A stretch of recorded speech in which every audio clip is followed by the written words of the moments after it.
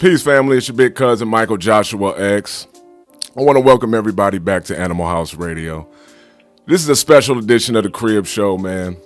Now, before I introduce tonight's guest, let me put you in the right mind frame with a quote by KRS-One. KRS-One said, hip-hop is not just music. It's an attitude. It's an awareness. It is a way to view the world. So rap music is something we do, but hip-hop is something we live. Now, I want y'all to marinate on that. With that being said, let me give my tonight's guest the proper introduction, because it's real major. Bronx native. This man pioneered a whole new wave of hip-hop. You got to understand this. Freshman XXL alumni, a lyrical genius. And I believe this brother studied at New York University School of Law for a minute. You know what I'm saying? Real intellectual brother. So without further ado, ladies and gentlemen, the big homie, Mickey Factz, is in the building. What's up, Factz? Mickey, listen, I need that intro. I need to give that to every person that hosts my shows. They need to just read that off so I can feel comfortable coming to the stage. That was incredible. Oh, man, I appreciate that, Factz, man. And I'm glad you're on the show, man. I really appreciate it too, bro. Absolutely. Thank you for having me. No doubt, man. Now, I want to know, Factz, when did your love for hip-hop begin, bro? Love for hip-hop began. Because this is in your DNA, man. This is... Yeah. I mean, my love for hip hop, it definitely started in 1989, maybe 1990. Mm-hmm. Hearing Big Daddy Kane, you know, Ain't No Half Steppin' on the 45s. You know what I'm saying? That's how I started. You young cats, listen up, man. Yeah, that's what it was for me. I mean, hearing him really just kind of solidified. This is life. This is hip hop. Like, this is hip hop right here, man. Right. I never heard anything like that before. You know what I'm saying? Man. I thought it was just unbelievable. You know what I'm saying? As a kid, you know what I mean? Right. So right. that's where it came from, brother. Right. And Kane, man. You know, when he used to spell his name out, I'm the BIGDA. That I used to try to spell my name all the time, Factz, when I heard that. Like, I got to spell my name like Kane did. You know what I'm saying? Yeah, man. That was inspiring, you know, just for us kids coming up, you know what I'm saying? We had a superhero. He was our superhero, man, like Kane and Rakim and KRS, they were superheroes, man. Man. Definitely superheroes, bro.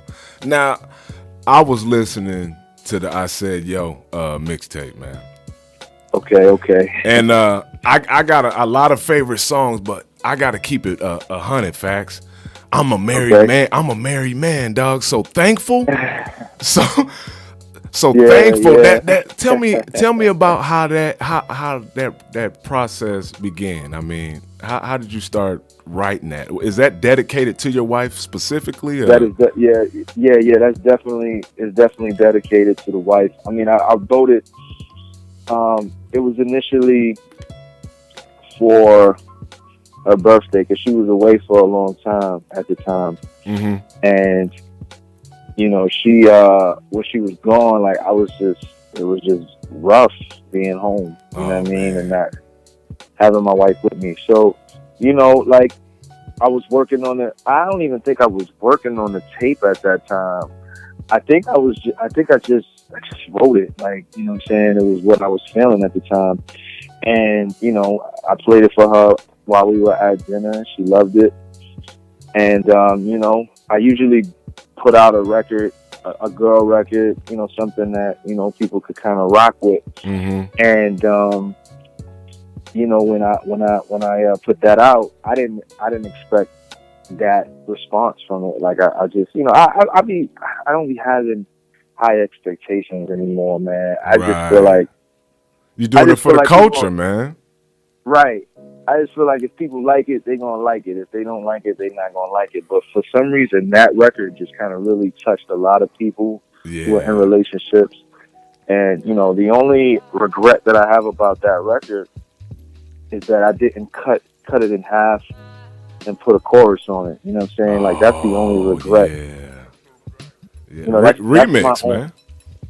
Yeah, I might have to. I mean, because for me, like, it's such a powerful record. You know what I'm saying? And it speaks to the brothers, you know, that are out here, you know, being faithful and thankful for their women. You know what I'm saying? You know, I think, you know, in hip hop, it's just one of those things that it's not.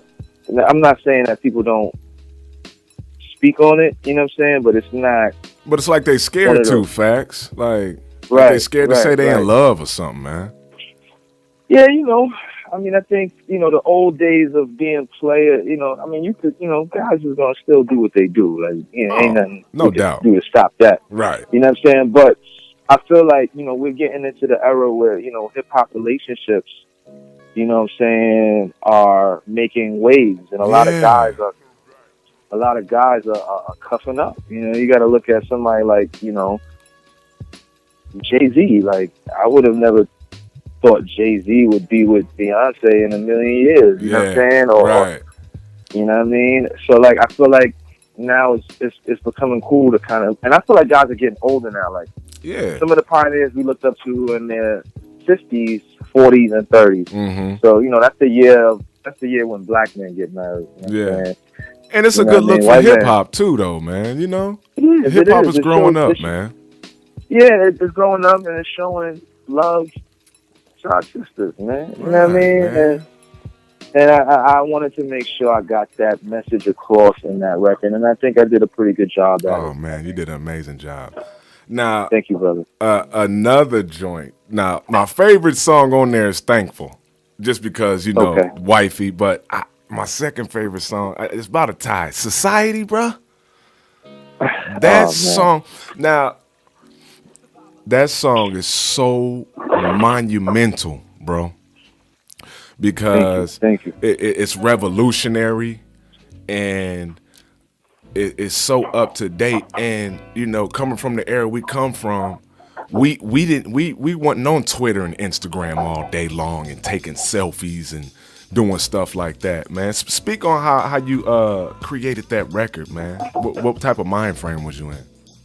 That was the last record I did for the project, and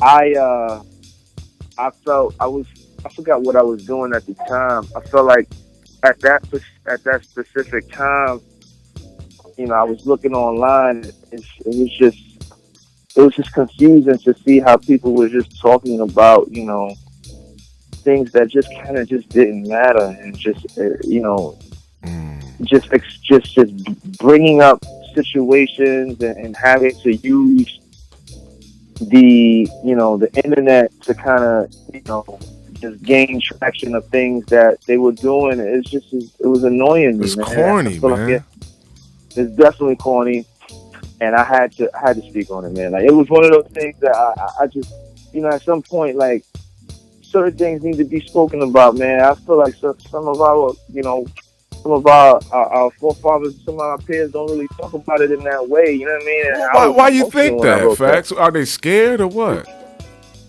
I mean, guys got to get their money, man. Like, I think at some point, you know, guys just, they don't want to. It's all about the dollar, huh?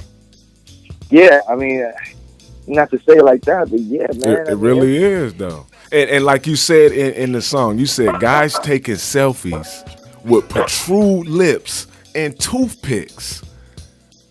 Yeah. We see this all day long online, man. It's like, what are y'all doing? Like, what type of cloth are y'all cut from, man? Yo, man, I don't know, man.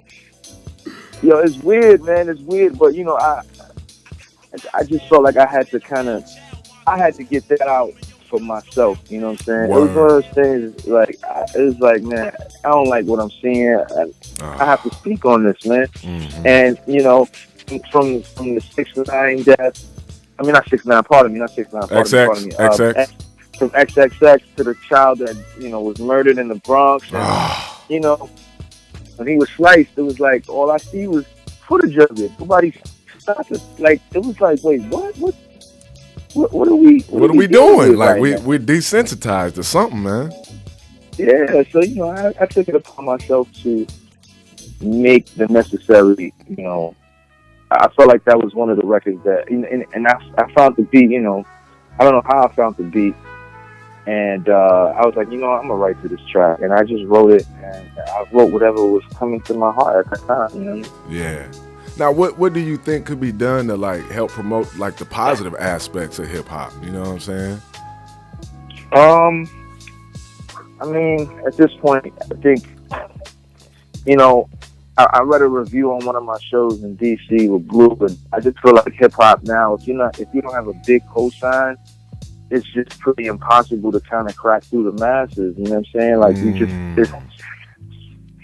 I'm one of those guys that's championed, for being, truly about the hip hop culture. And even then, it's still difficult to, pack a room with 300 people in there. You know what I'm saying? And I want my music to just, hit everybody and have everybody kind of walk away with something that they can gravitate to and live their lives through. Same way how you feel about Thankful, you know what I'm saying? But I feel like, man, the masses, they just want to party. Hip hop has always been a young man's culture. So, the young people like to party. They like to be reckless. They like to just enjoy their 20s, you know what I'm saying? Mm-hmm. So, it's a little difficult to kind of crack through, especially, and I feel like we are in the era of not just young people, but we are in the era of mature rap, man. Like, absolutely.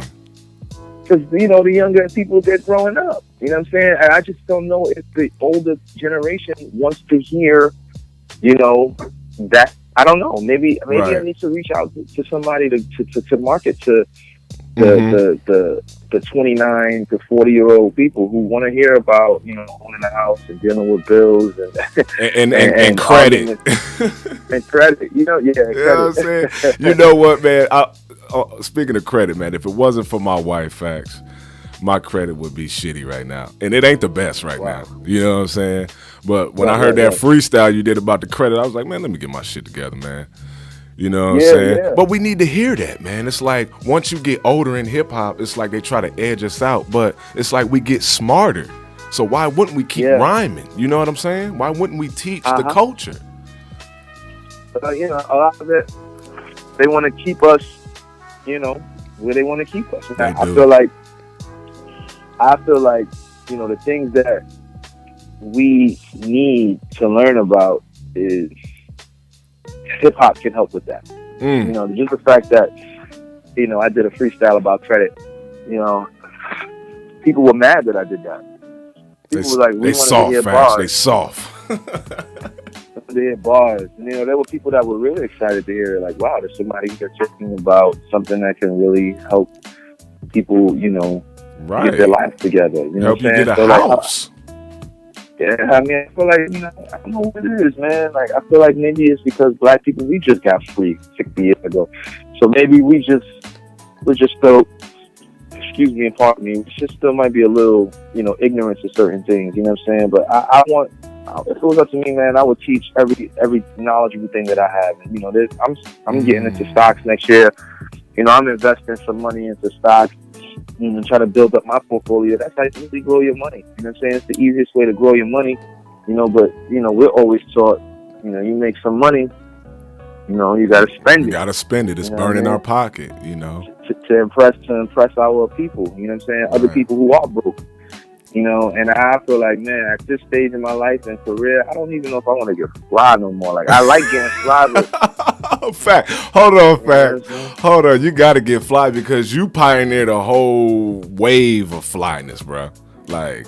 Yeah, but, I was younger then, you know what I'm saying? Like, yeah, that's true. That's true. I was putting the supers on when nobody was... Come on, man. They didn't even know what supers was, Factz. You know what I'm saying? And now, I'm people basically calling me the Y3 champion.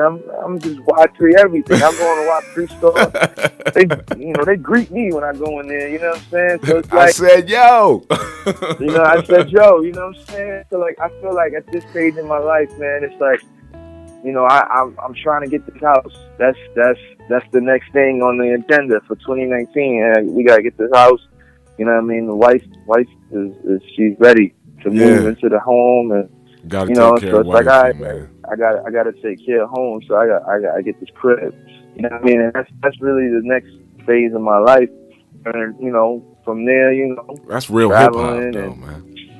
Children and raising our children, you know what I'm saying, the right way spiritually, and raising them in hip hop too, teaching them, the things that I came up on, along with what they're gonna. God knows what hip hop will be or rap will be when they get to the age where they'll be listening to it. You know what I mean? Like, you got to consider where will hip hop be 10 years from now? Like, what our kids be listening to? I don't know, man. I'm scared, but me too. I'm definitely going to let them hear, the things I came up on. You know what I'm saying? That inspired me to do what I do. Yeah. Now, who inspired you, man? I always wanted to know who inspired you, man, because I mean, you're from an area where you can get so much inspiration for so many MCs. Yeah, I mean, for me, at this stage in the game, I would have to say Kane, Biggie, Method Man, Nas, Jay, Big L, Pun. I came up in that era. Yeah. You know what I'm saying? And then, after that era was done, and it was like the Joe Budden, and then, Royce, and the shout out to Royce, Kanye, man. the Kanye, you know what I'm saying? Like, I was really, really inspired by Kanye a lot, So, like, for me, I just listened to a lot of hip hop at that point, and a lot of it also was just the type of music I was into. Even now to this day, like, I listen to 90s R&B. Me too, man. I listen to 80s and 90s gospel. Oh, okay, no doubt. Like, that's what I listen to now. Like, I'm on that type of time. So, like, that gospel music give you a different feel, though. Yeah, man. Like, 80s and 90s, though. Like, it can't be like this new stuff. I can't get into the new stuff. The 80s and 90s, Dr. Johnson, Key, old Kirk Franklin. Things of that, yeah, I'm sorry. And you even got a skit of TD Jakes on the I Said Yo joint, right? Yeah, I put TD Jakes on there, you know what I'm saying? I'm working on the gospel project too, sampling some old soulful, because, that's where a lot of the best beats came from, with the soulful stuff and R&B and gospel. Definitely. So I'm working on something. Now, did you grow up in the church, Factz? I definitely grew up in the church. Me too, bro. As a little boy, you know what I'm saying? So, like, I still go to church every weekend, you know what I mean? If I'm in the city in New York, there's things that that's I feel hip hop, bro. I didn't mean to cut you off, but that's hip hop, man. It is hip hop, man. I used to tape over my mom's gospel tapes with whatever was coming on, Future Flims in New York City, DJ, Stretch Armstrong show, everything. I used Word to do up. that. So like I'm hip hop to the core, you know what I mean? So like I know exactly, what you feeling and how you feel about it, you know what I mean? Yeah. Now see, my mother is she's a school teacher. So education was big in our home. And you educated, bro. And a lot of people don't know that you studied law for a minute, right? Yeah, I did. I definitely did. You didn't like it? It was, I wasn't a fan of it, man. When we get ready to move out and move to our spot, like, I'm probably gonna find a lot of my old, NYU stuff. You know what I mean? Right. From, going to criminal. I remember class of criminal justice and securities and acts and acquisitions and things like that. Like, I learned a lot, but it was not for me. I was very bored in class. I was writing rhymes in class, and that's when it let me know, like, I can't do this. I'm and I feel like a lot of people fall into the trap of, I have to do this. I have to do this in order to be successful. And I didn't feel that way, man. I was like, man, I'm a creative. This is not me. This is not for me. I'm not happy, and I want to be happy. And if I know some worker bees who are happy working, and those people are, influential and detrimental to our society, but so are artists, so are painters, so are creators, so are musicians, and so are entertainers. That's what makes the world go round. Everybody can't do the same thing. You know what I mean? So I'm just glad that I found what was my passion and goals, and I expounded upon those. Right. Now you're into art too, right, Factz? I am into art. Yes. Right. Now I asked the young dude. I got 3 teenagers, man, and I just asked him a question. I said, "Do y'all know who Jean-Michel Basquiat is?" Do you know they looked at me like I said something in a different language, man? You know what I'm saying? It's like we have to, with the culture, we got to connect the art with the music because it's hip hop. You know what I mean? And that's what you did. You've been doing that, with previous mixtapes, Mickey Mouse and all that. You know what I'm saying? But how important is art in hip hop? I mean, for me, man, one can't even argue that, they are intertwined from the beginning. Like in the 70s, probably before, Kool Herc discovered hip hop with, blending the two turntables together. Mm-hmm. In New York City, the train yards and the trains in general were just spray painted with graffiti. And that was an expression of New York City and what they were going through in the 70s after the Vietnam War. The young people at that time, the Bronx was burning, and they needed an outlet. And that outlet was graffiti and art and being able to express themselves in that way. The Bronx was left as a barren place, and they needed to express themselves, and that's how they expressed themselves. And as hip hop was birthed in the Bronx, and from the kids who were listening to what Kool Herc and Africa Bambaataa were doing. So they took that and created what they had created. And then around that time, in the 70s, it was Andy Warhol. Right. And then, in the 80s, in the New York scene, it was Steve Herring, Basquiat, and Mouse. You know what I'm saying? Mouse was out here. Mouse is out here. Shout out to Mouse, man. He was out here doing his thing. That was classic, bro. Straight up classic, man. You know what I mean? Thank you. No doubt. And that's a project that you have to go back and relive again, because sometimes you miss things in it. You know what I mean? Definitely a masterpiece. It's definitely something that, my supporters, they're waiting for part 2. And, part 2, I was blessed enough to have a free studio to work out of when I did part 1. Mm-hmm. And I was able to produce everything and be in the studio 7 hours a day working on.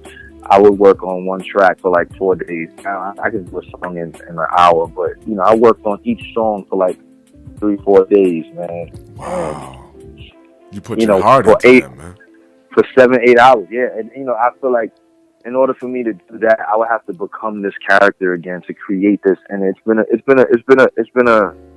hectic to do. But I'm gonna deliver it when I have no idea. I haven't even really started. I started writing some stuff for it. The concept is unbelievable for it. It's just a matter of getting the production down pat and making it, hit the way it's supposed to hit. Right. No doubt, man. That's dope. Now, we gotta talk battle rap, man. We gotta talk battle rap. Now, when did you get into to battle rap, bro? I want to say that was, probably 1998, man. Like in school. Somebody caught that smoke early, huh? I got smoked early. Did you? I got smoked early, man. I went to a cipher with my notebook. You know what I mean? I didn't know the rules of engagement at that time.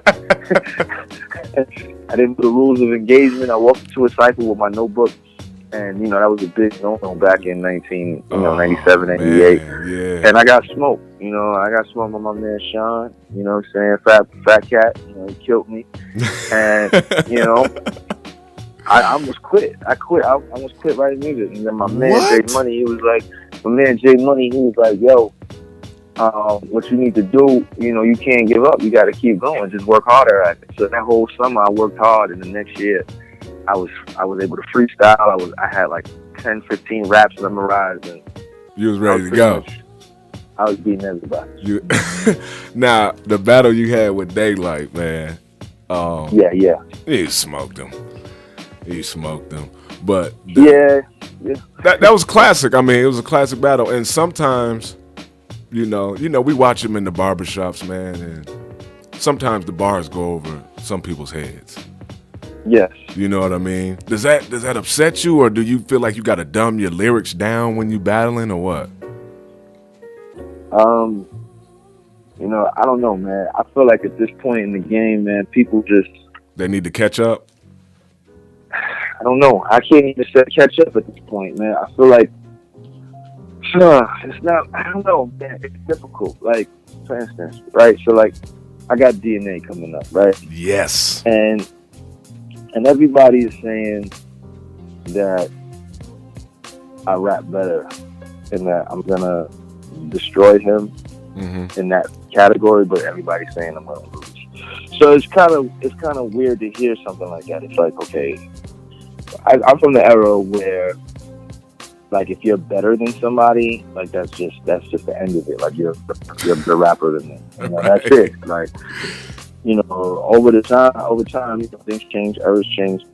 So now people are saying, now people are, they like him now. Like, I thought people hated him. Now it's just like, man, they like him and they hate me. And I'm just like, all right. Well, just stick around. Like, I feel like he's fast food. You know what I mean? Like, he fast food, Factz? I mean, I tour all the time. You know what I'm saying? When I go on the road, you know what I mean? I do my best to, eat at places that can nourish my body and soul, and I feel like I'm not sluggish. But apparently, these fans these days, they want the Wendy's $2 meal menu. They want the $6 menu from Burger King. They want the supersize from McDonald's. No they nourishment. They don't want this gourmet. They don't want that gourmet. You know what I'm saying? They don't want that tea bag. They don't want that. They don't want it, fam. They don't want none of that. They don't want none of that. They want bread before you eat. They don't want the nice wine. They want the soda. They want the burger. They want to kill their kidneys, man. Yeah, they want the fries. They want the nuggets. The fake nuggets. Yeah, they don't want none of this good food. They want the craziness. So, right. I feel like, we're going to have to, we implement in certain things to kind of make it, enjoyable for the fans of mine and the fans of the culture as well, so that everybody kind of, is left happy with, the things that I'm going to be providing, next month. Right. I can't wait to see that battle, man. It's going to be epic. I already know. Now, the thing I got a problem with is when battle rappers make songs and they're terrible. You do not have that problem at all. It's only a few cats that can battle and do music. Why can't they make good music? Like, because they stuck in that mind. They stuck in the mind state of. I think it's all like mental health, mental breakdowns. They're looking for validation from different places, and they're trying to put what they do on that forefront into the music. It's all aggressive. They don't know about influx on the voice. They don't know how to they don't know how to approach a project where the masses can appreciate it, or have to be outlandish. So like at times it can be difficult for these guys. They're still stuck in that mindset. What I mean? So it's pretty brutal. Right. Now, with that being said, do you value like creativity more, or like the perfect execution when you get on stage?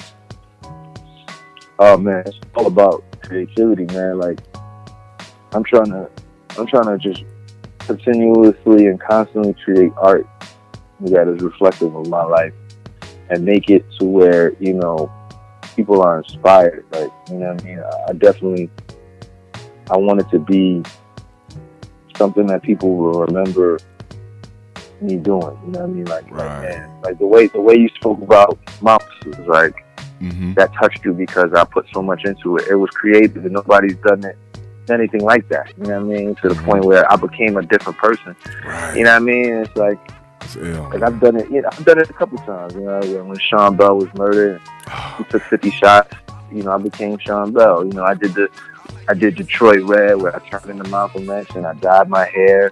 You know what I mean? Like, so like I've ventured into the format of, you know, being like this hip hop historian kind of person, where, you know, I could take events and just create something that people can learn from. You know what I mean? And I think that's, you know, that's the place where I'm best at. I could take things and just make it enjoyable for the listener, and they learn something from it as well at the end of the night. Right.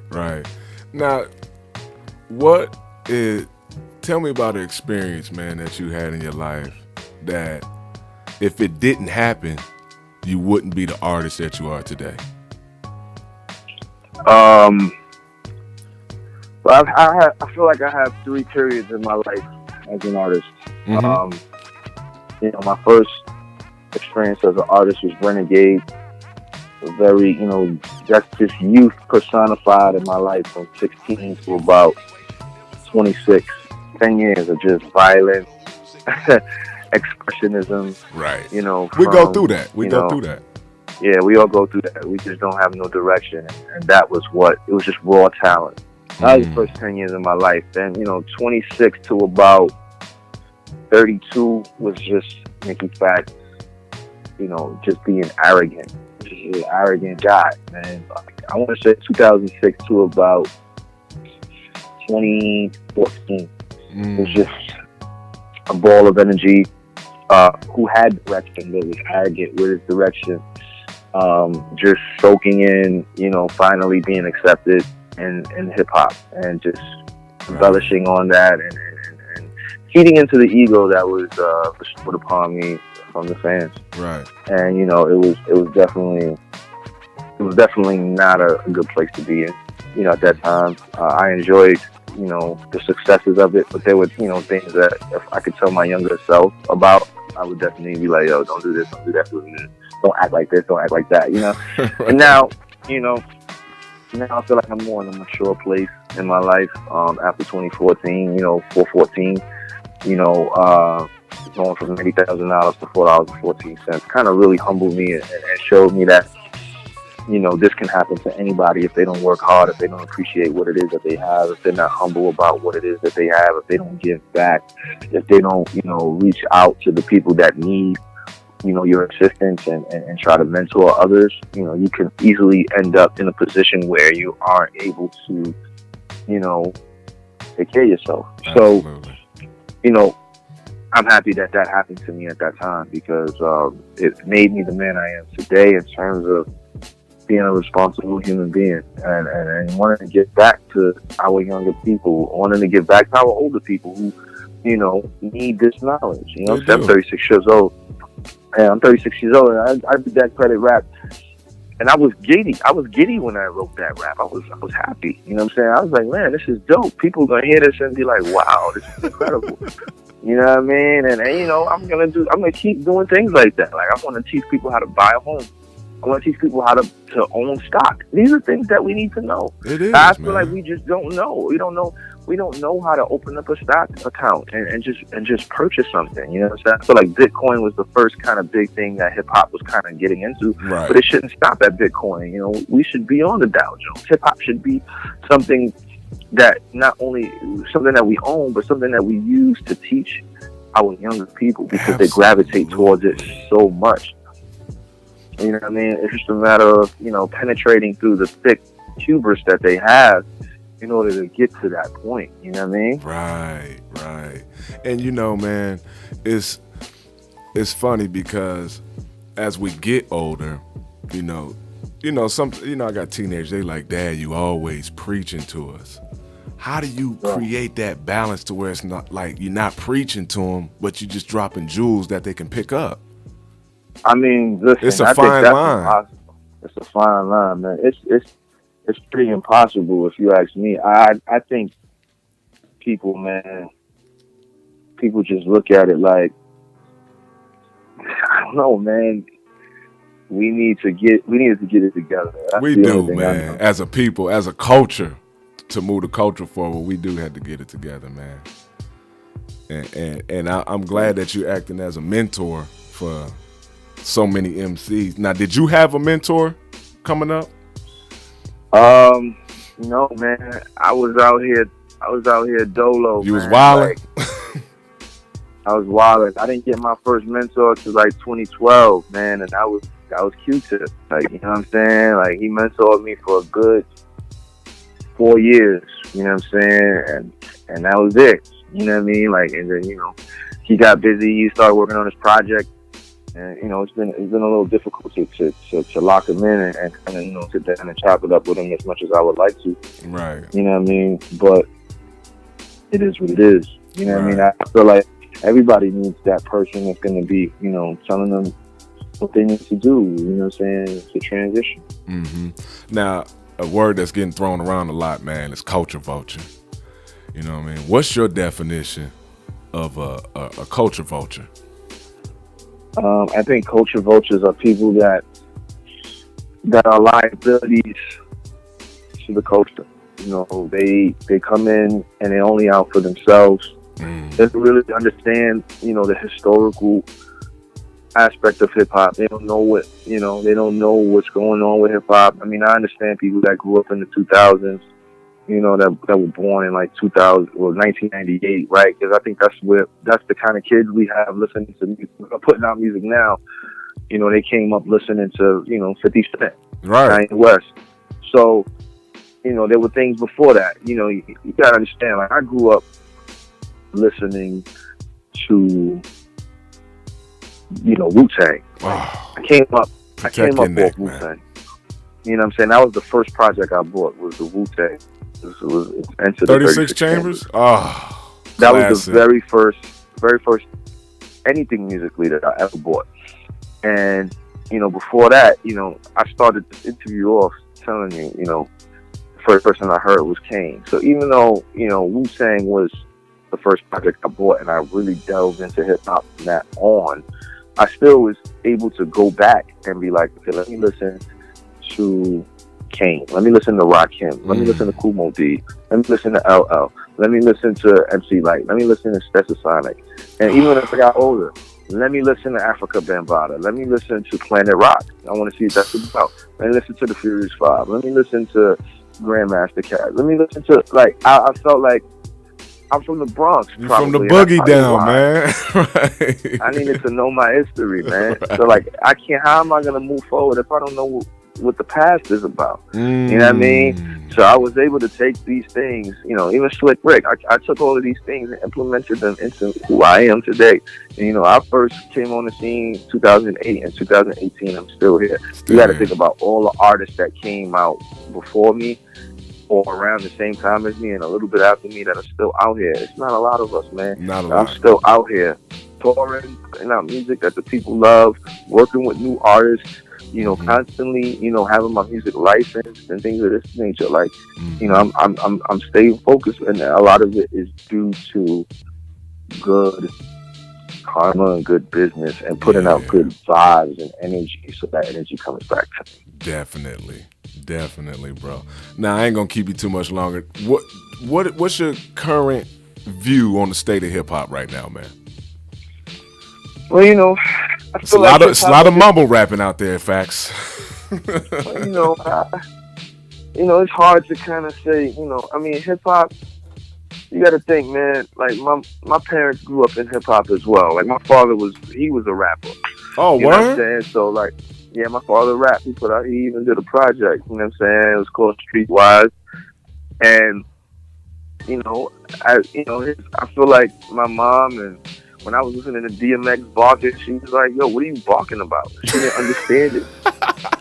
You know what I mean? Like, she just didn't get it. That's like, what X did to us, though, man. That's what he did. Even listening to Das Effect and come on, listen, man. I used to listen to Das Effect and Bone Thugs, man. I used to love them. You was on the bump, skiggity bump, skiggity bump. I was on the bump, skiggity bump, and I was on. Everybody, they are the original. Listen. Bone Thugs is the original mumble rappers. Like, for sure. They are the original. They had a little melody with their joint, though, you know? Yeah, I mean, you know, Bone Thugs and mumble rap. I mean, that's what they were. And you want to know something? Like, our parents couldn't understand it. They couldn't. They didn't understand it. My mind used to be like, turn that shit off. Right. Well, the only thing different between then and now was then the radio played everything. You know, the radio did have Redman on along with, you know, Bone Thugs. They had Biggie on along with LL Cool J. They had Pac on along with Queen Latifah. There was a balance. You know, so they're right. There's no balance now. It's all mumble rap. Does that frustrate you, Factz? Does that frustrate you, man?